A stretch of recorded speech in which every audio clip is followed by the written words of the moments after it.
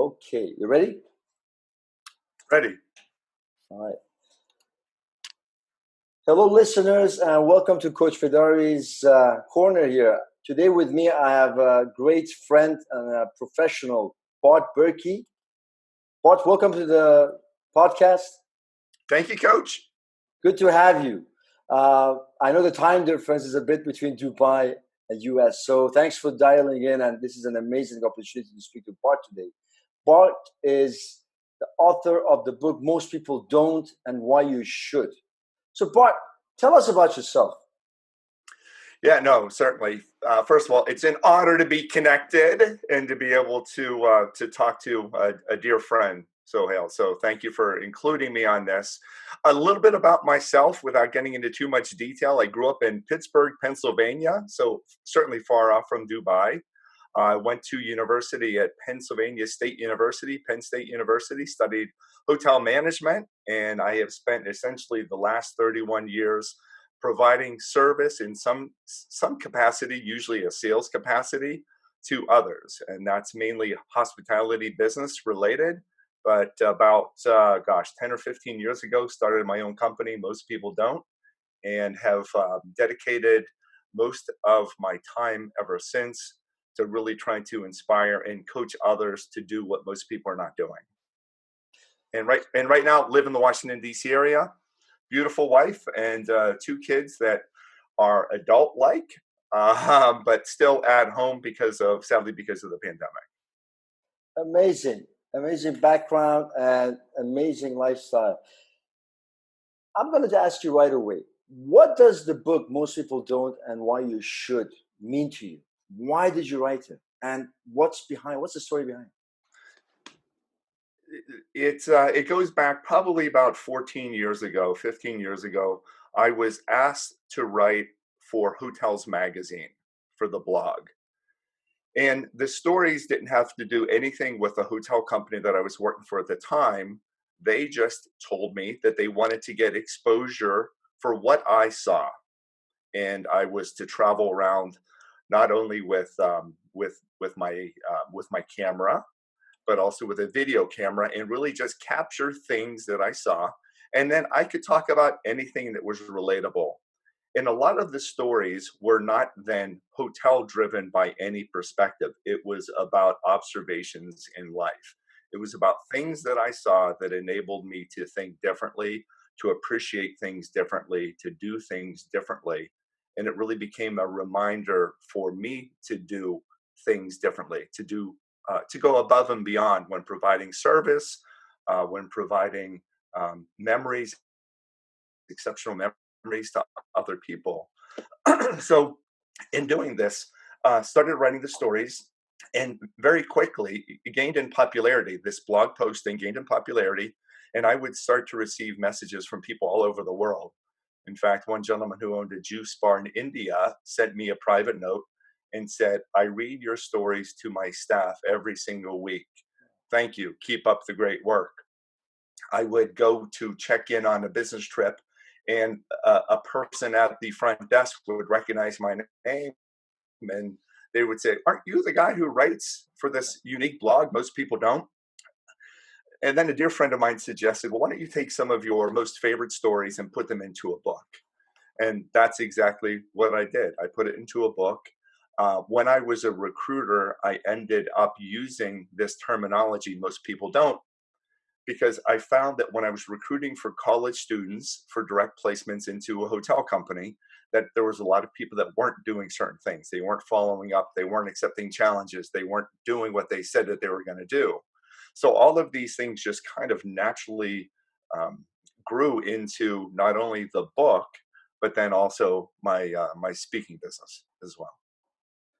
Absolutely inspirational, Bart. And I'm sure you heard that before. And during this time and during these days where a lot of concentration, and if I would say most of the concentration all over social media is towards COVID-19, all the advices everyone is giving across how to manage business, how to be better leaders, how to be close to your staff or employees during this social distancing. Is there a way that your book can help people with that? Yeah, I think from a couple of different measures. I gave a commencement speech to a high school graduation class just recently.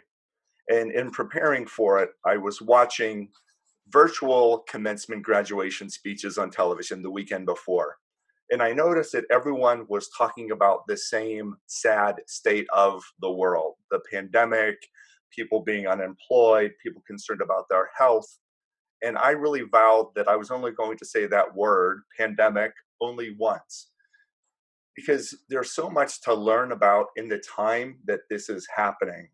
I spoke to a friend of mine recently, and he said, if this situation were not occurring, I would be on the road leaving Monday morning or leaving Sunday night, coming home Friday, and I would have missed seeing my girl's first steps, or I would have missed the first words that my son had said. I think people need to make sure that they are enjoying the moment and living in the present.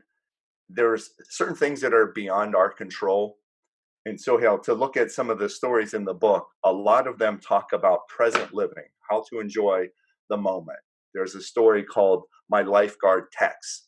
And if you've ever been to a swimming pool, you would think the one job that a lifeguard would have at a pool is to guard lives. And I remember years ago when we were not social distancing, there was an individual, and all this person was doing from the lifeguard chair was texting the entire time. And I thought, if you were doing a job, enjoy where you are, enjoy the moment, be where you are, enjoy the opportunity to do what you are doing now, and don't worry about anything else. So live in the present, be where you are. In several stories that I have written recently, it kind of go along the challenge, how to deal with challenges as they arise. There was another story just recently that I put on social media, and it was entitled "You Can Do Anything for a Year," and it related back to 1989 when I got my first job after graduating from Penn State. I was selected by Hyatt to work in their training program. The location just happened to be Pittsburgh. Because I grew up in Pittsburgh, I really wanted to go anywhere else. Sadly, it was the only job offer that I had. I accepted it, but I was grumpy for about 3 months. I didn't want to be there. I wanted to grow. I wanted to see different cities, different destinations, until I got over myself and until I had to tell myself, look, be flexible. You can do anything for a year. Maybe this was not ideal, but be flexible. The second part was accept the situation. So that was the A aspect of it. The C aspect of it was be calm and creative. And the last part was E for empathy. So it really spells out face. You could face any challenges: flexibility, acceptance, calm creativity, and empathy. When I said that to myself and I accepted my fate of being in that role, that's when I started to have fun. And I met great friends. And I learned how to sell a hotel that maybe didn't have the best location. And I learned how to give back to the local community. And I learned to appreciate all of my colleagues. So that really helped me. And what was interesting, Sohail, in social media, that had about 25,000 views on LinkedIn. Wow. Obviously, there's this need for this type of message. The story would go on to 2007 and 2008 when I was a recruiter. I lost my job when the financial crisis struck the United States. I had to go back to what I told myself in 1989: you can do anything for a year through flexibility, acceptance, calm creativity, and empathy. That allowed me to get through a very difficult time. So now I think the advice that I have for individuals is to do the same thing. Be flexible, pivot if you need to pivot. You know, there's stories of a bakery that now sells more flour bagged up to individual consumers than they use to make their own bread. They changed their business model. That's flexibility. You know, the acceptance is we are here where we are now. So let's enjoy it. Let's enjoy time with our family. Let's enjoy making Zoom calls with our relatives that we can't necessarily see. Be calm and creative. How can we think differently? And then empathy. The more that we are kind and do things for others, it gets out of our own head, and we can, it takes away the focus from internal worry to external giving. Again, long answer, but you can tell I'm passionate. Uh, Definitely a very, very deep answer. And I love the way you put through empathy. I think empathy never gets old and never gets overused. And more than ever at this time of human or the history in humankind, I think we have come to understand what what social distancing really means, and what can we do to recover.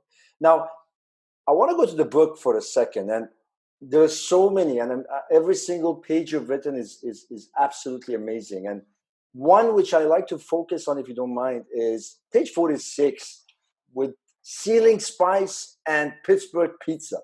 Now, the reason I picked this one is because more than ever today we've seen people giving farewells, and we've seen a lot of change happen in terms of businesses, getting smaller, more linear, more compact, and people losing jobs with that. Now, the reason I say this is because when you read this page and then you go to the bottom of the page, it says, explore the uniqueness of your staff. Can you tell us a little bit about this chapter or this story, Sure. and why? I love the topic, so or the headline or the title, ceiling spice and Pittsburgh pizza. So all yours. Sure. Yeah, and as I referenced earlier, so I grew up in Pittsburgh, Pennsylvania. There's one part of town called the Strip District, in which there are wholesale food distributors and some very unique small family-run restaurants. In this one pizza shop, when you would go in, it is tented on the inside, so you have a little bit of a higher ceiling. And when you would go in there, they were famous for tossing the pizza dough all the way up to the tented ceiling to touch it. And in fact, at the top of the ceiling, you could see some flour and remnants of pizza dough when it would actually touch up to the ceiling.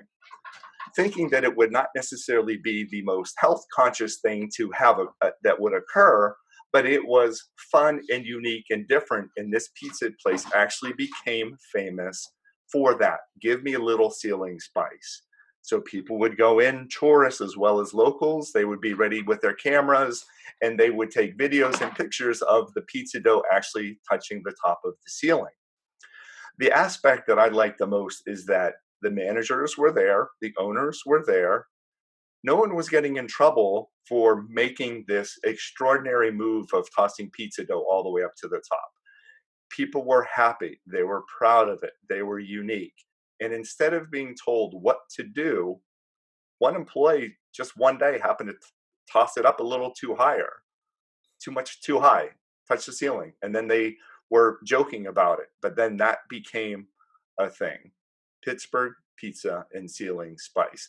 Embrace the uniqueness, the creativity of your individual employees. Allow them to be themselves, empower them to do the best that they can.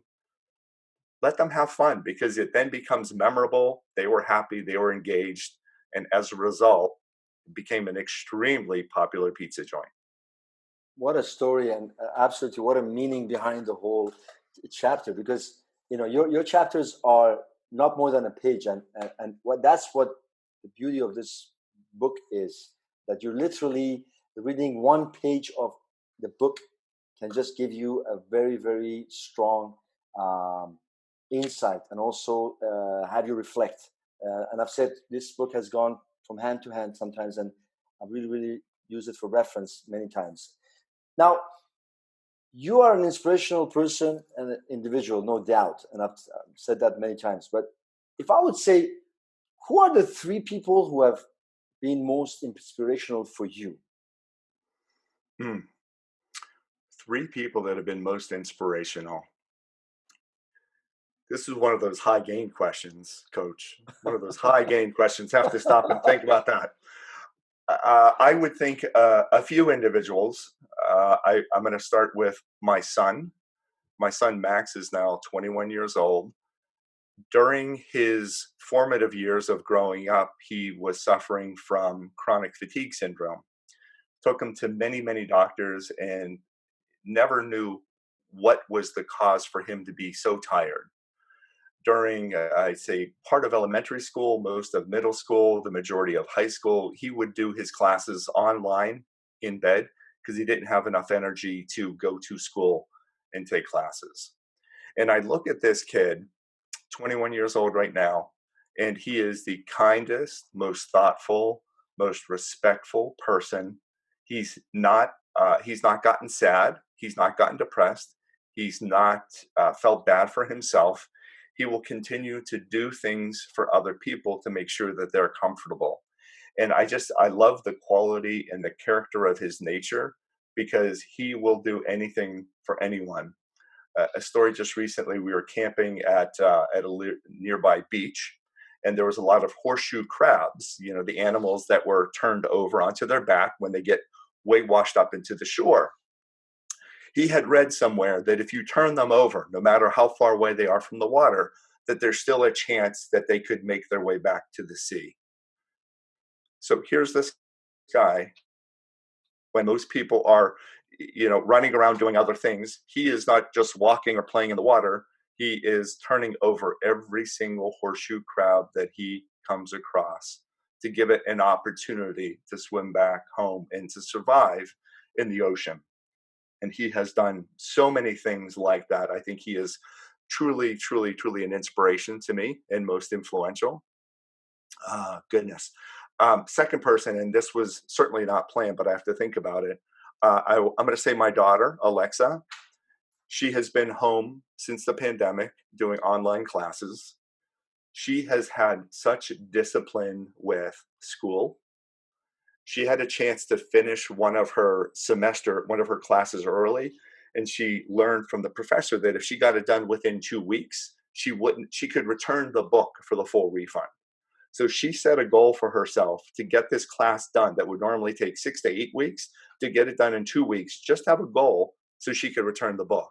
And in fact, she accomplished it. No one told her to do this. No one told her it was about the money. It was just an idea that this is something that we dangle out in front of you.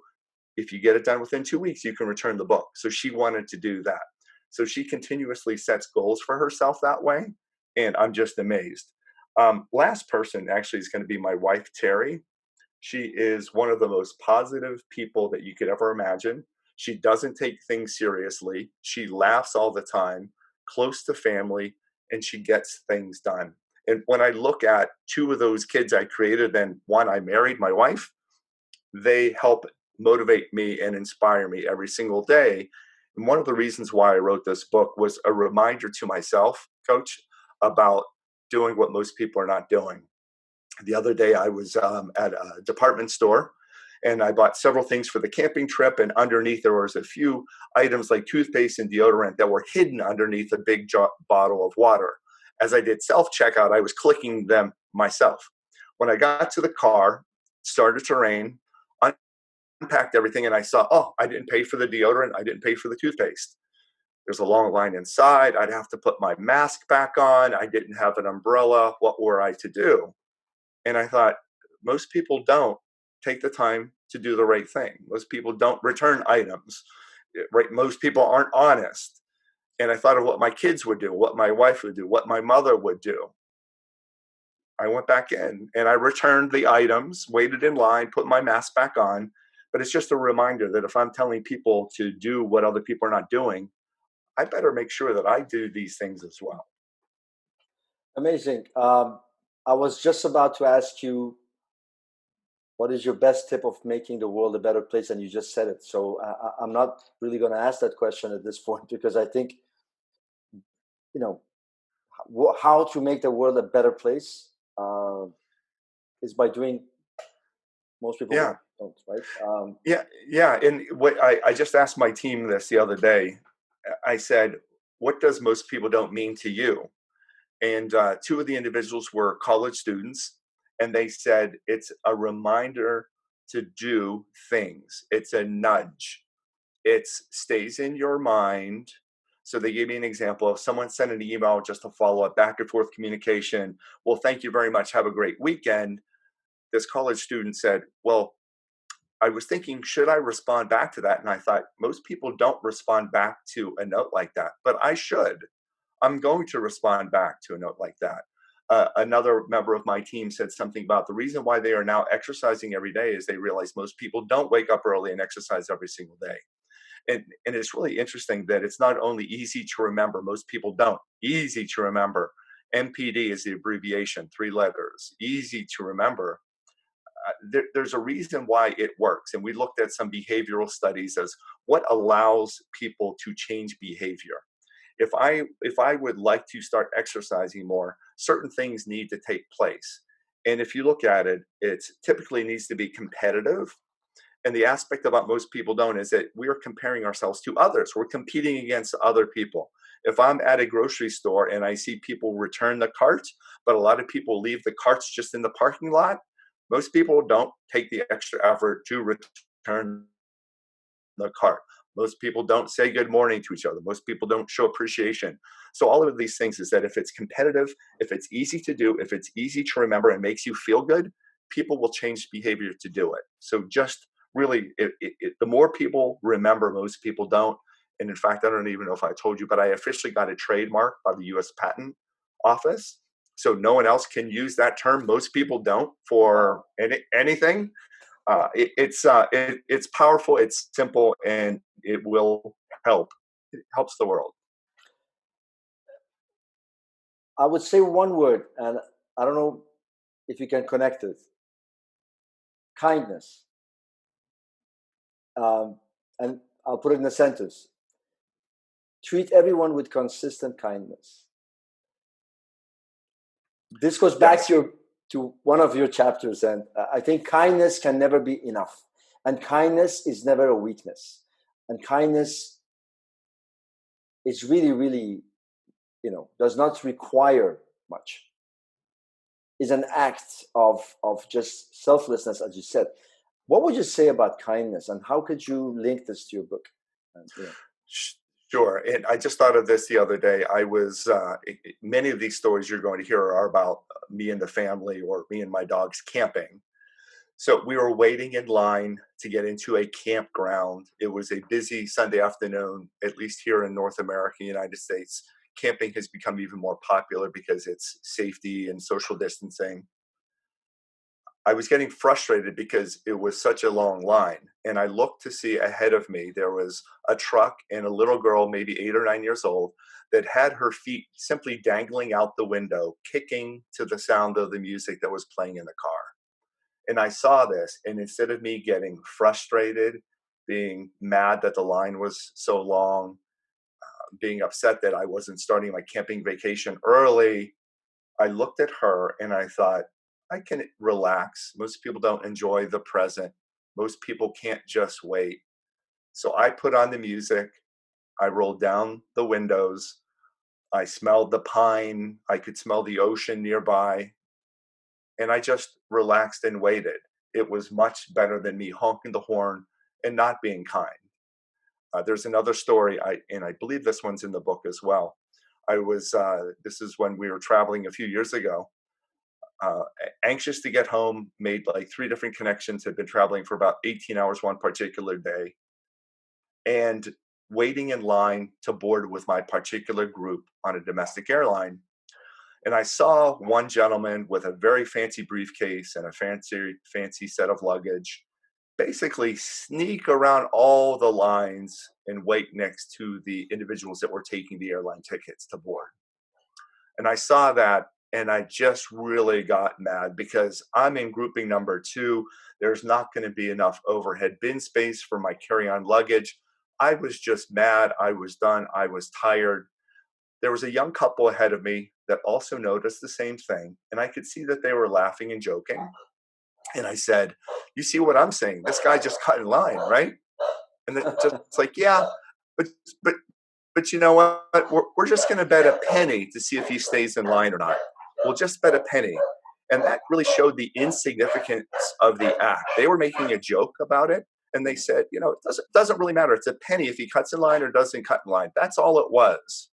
And I decided, you know what? Either I'm 6'2", I'm 230 pounds. I could intimidate the guy and be mad and ask him to leave, Or I could take the attitude of being kind and just not paying much attention to it and thinking that it's as insignificant as a penny. So sure enough, they called all the pre-boards, military personnel, people with requiring extra time, and then frequent flyers that travel 1 million miles a year. And certainly this gentleman then boarded because he was one of those frequent travelers that flew, let's say, 1 million miles a year. And thank goodness I didn't say anything to that person.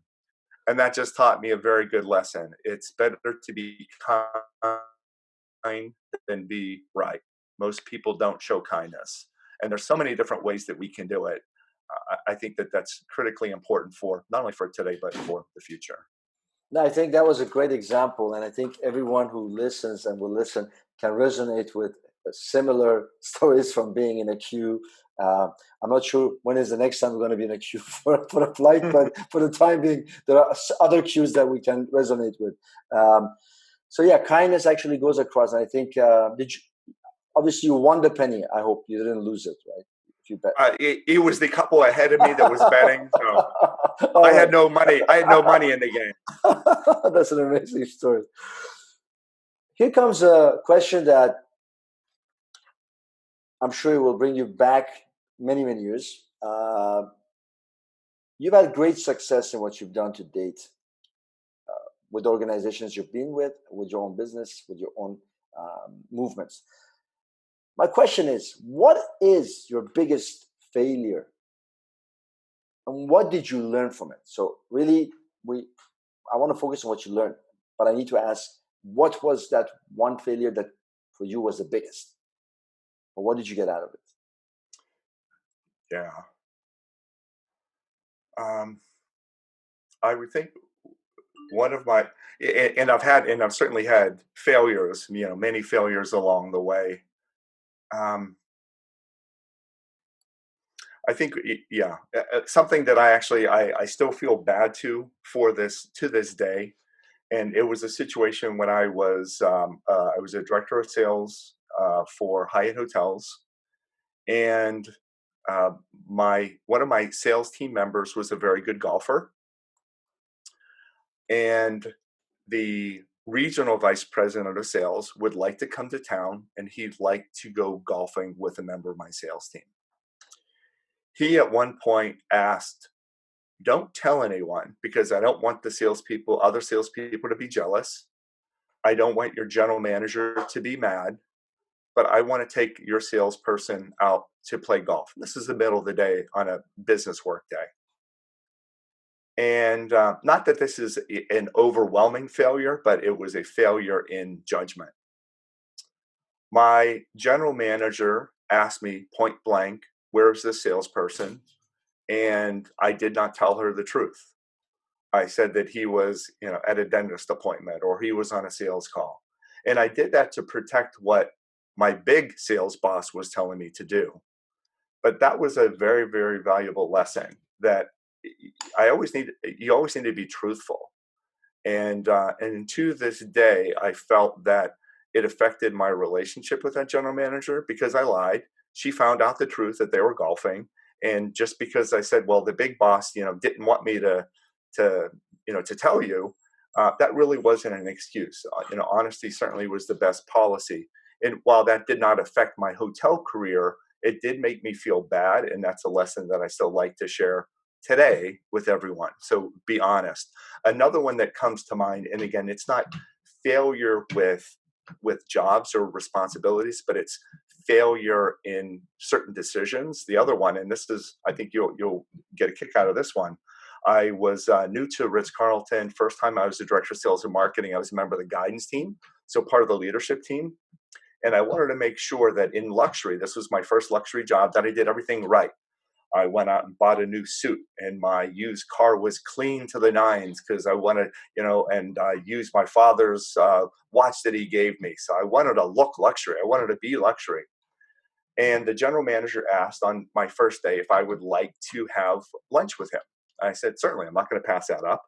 So we go down to the employee cafeteria. It's 11:30, and one of the housekeepers, and they made a big noise, big celebration about, "Oh, Bart is the new director of sales and marketing of this hotel." So housekeeper approaches me. It's 11:30 in the morning, and they say, "Good afternoon, Mr. Berkey." And in my mind, I thought, well, it's 11:30, so it's still before noon. So I really should be eating breakfast, but it is still morning. So should I correct them and say good morning back? Or should I say hello? Or should I say good afternoon? Or should I say good evening? And I thought of all of these things to say. And probably the worst thing that I could say was nothing. And that's exactly what I did say. Here's a housekeeper trying to make a nice first impression, trying to welcome me. And I became so tongue tied in trying to say the right thing and do the right thing that I totally was not myself. I could have said, hey, I could have said hello. I could have said, what's up? I could have high fived them. I could have done anything. But my very valuable lesson is, be yourself. Most people don't. Be yourself. That's it. That was a very valuable lesson. And I don't even know, in luxury, I don't need to be privy to all of luxury goods, but I can provide the greatest service that I know how. Doesn't matter how much money I make, but as long as I have the right heart to provide good service, that was just a very valuable life lesson that kind of happened accidentally. I can totally agree with you on that. Obviously, the second example was a really, really deep thought behind it. I think being yourself, not really trying to overthink and overdo things, and perhaps do it and get on. Right? That's the best example of life. We talked about kindness. One of the last pages I'm going to go into the book today is appreciation. Say thank you as many times as it takes. And I think the two most powerful words in the world in any language, if there are two words in every language, in some it's only one, it's thank you, right? Thank you, the most powerful two words in English at least. What do you think? It's one of your chapters. What, tell us. Yeah, sure. No, about appreciation. I found myself, and again, most people don't, as a reminder to me every single day. I found myself when I would get very, very busy leading different teams, whether it's a most people don't team or another team, that I would begin early in the morning to send commands, to ask requests, tell people to do things. But I wouldn't always start off with a BTW, by the way, good morning. And finally, one of my team members wrote back when I just said, could you send this, this, this, and do this for this customer? She wrote back, by the way, good morning. That was a very subtle way of saying, say good morning, show appreciation, say please and thank you, ask for things nicely. Don't just get into the midst of asking and demanding and commanding and directing. Make sure that we are showing appreciation for each other. And I like this when you think about saying thank you. If you are sending an email to someone, it's 9 keystrokes, coach. It's 9 keystrokes. That's it. And that means an awful lot. I think back to the days when I was a recruiter, and I would always look to see who would say thank you after a phone interview, after a face-to-face interview, if we were interviewing for a really great position or even an entry-level position. Who would say thank you? And very interesting, I remember a very great resort location director of sales and marketing talked about 50 well-qualified candidates. And then you just kind of wait to see about 20 of them I would probably be very, very interested in. And of that 20, you look to see who sends an email. Maybe 10 out of that whole 50 group send an email. After that, maybe 5 send a handwritten note. Maybe 3 have a follow-up phone call. And then maybe only one person will put together a job description and all the qualities that they have that fulfills and exceeds those requirements for a job description. They would get it bound at a local office print shop and send it overnight to me. Those are the people that go above and beyond. So the appreciation aspect, I think, is really, really critical. It's easy to say thank you. It's easy to send an email, but go above and beyond. Do what most people are not doing. Send a handwritten note. Send a postcard. And you've seen this before from different sales trainings that we've done together. is that we'll get local postcards from wherever the destination is.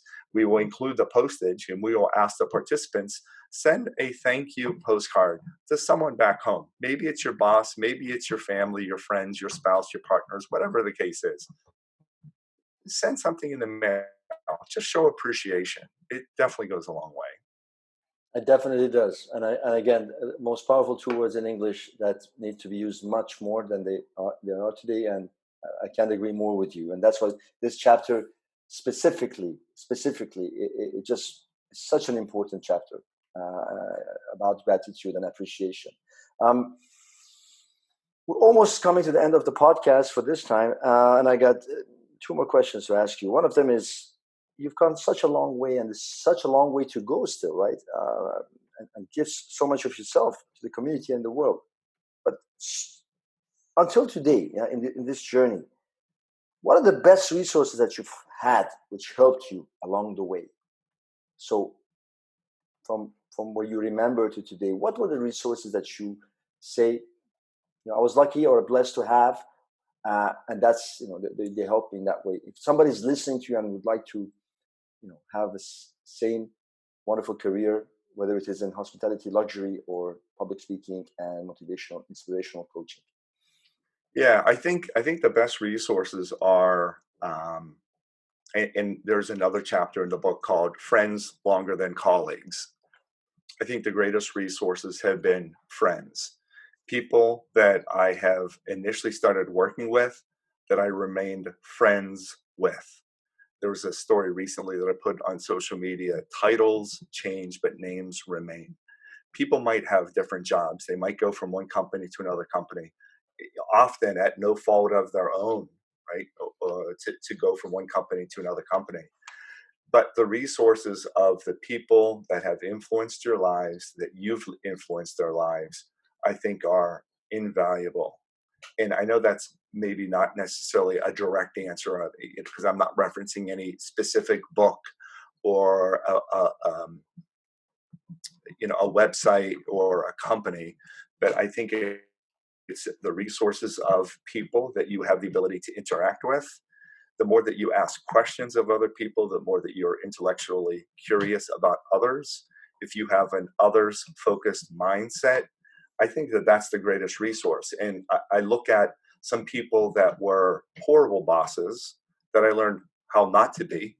And then I looked at other people who were amazing bosses that I would want to be like and I would want to emulate.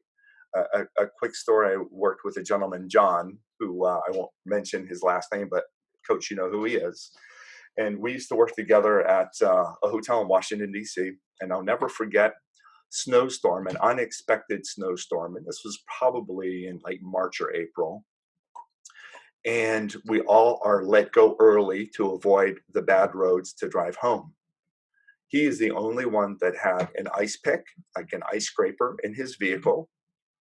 No one else did. In fact, no one else even had jackets on. He helped every single person clear their car before he left to go home. Oh, wow.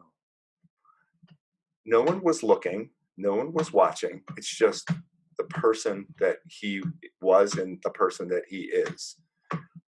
And I share that story, and with people that I know, I share his last name.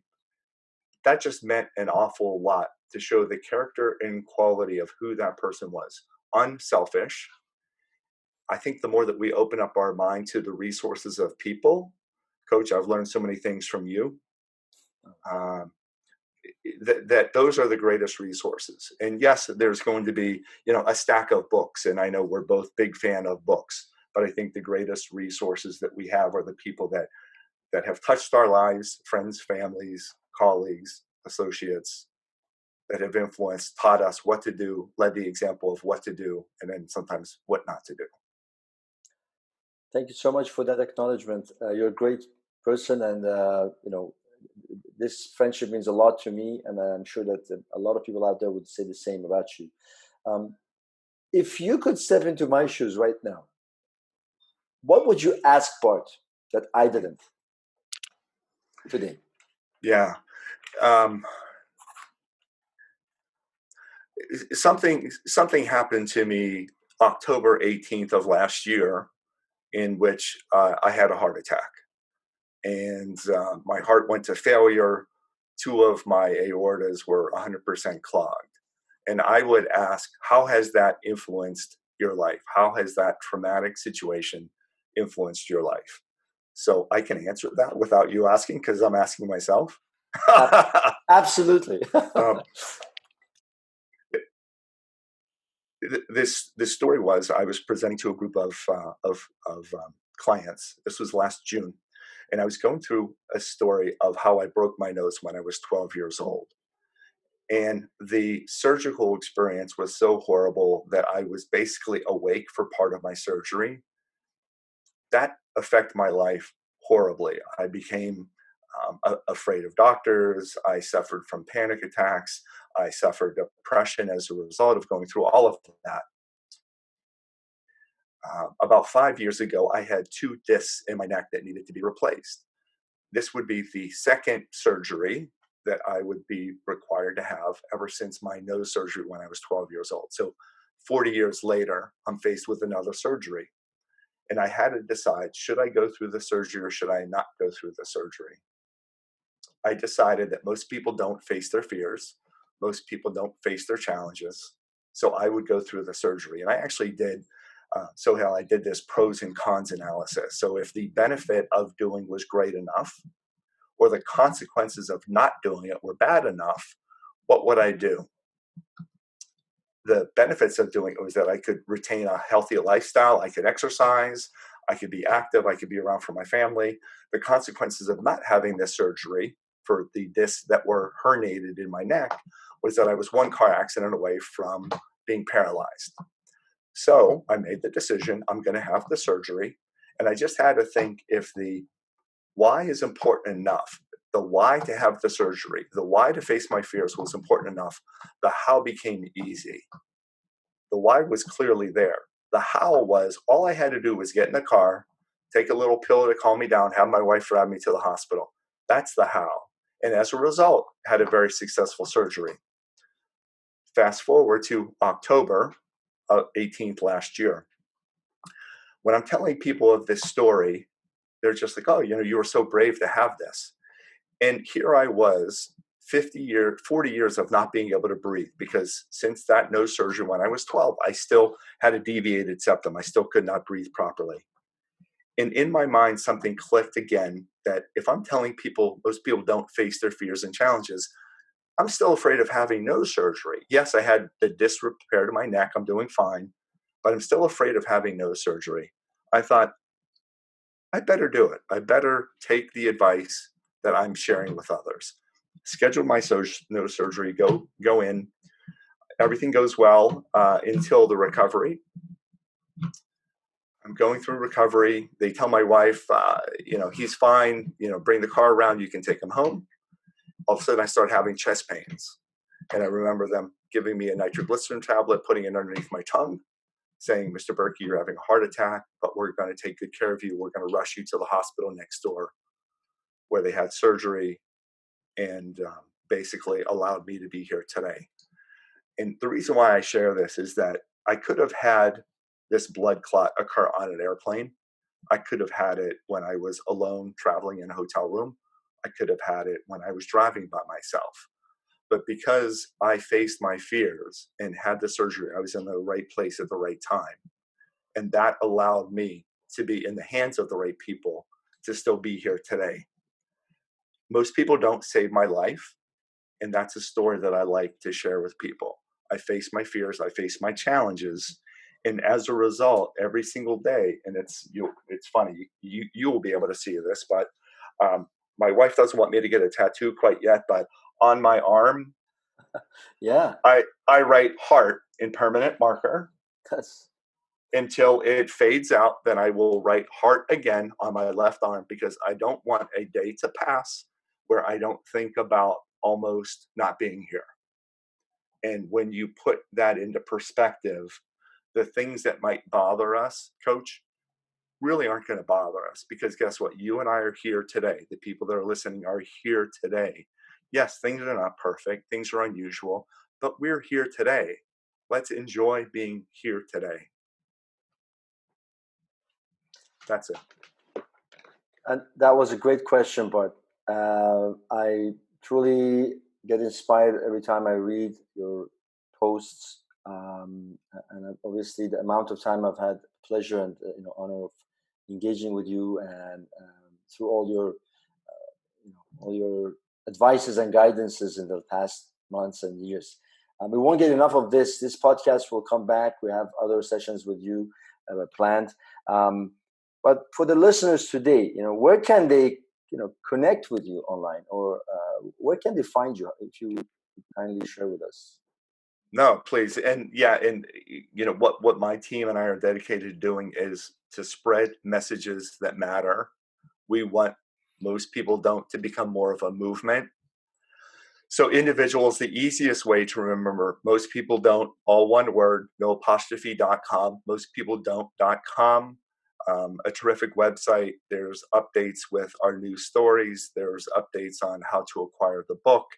There's updates if you want to sign up for the electronic newsletter. If you want to engage with us, my email information is there. I am the only Bart Berkey, Berkey, in the entire world, which is very interesting.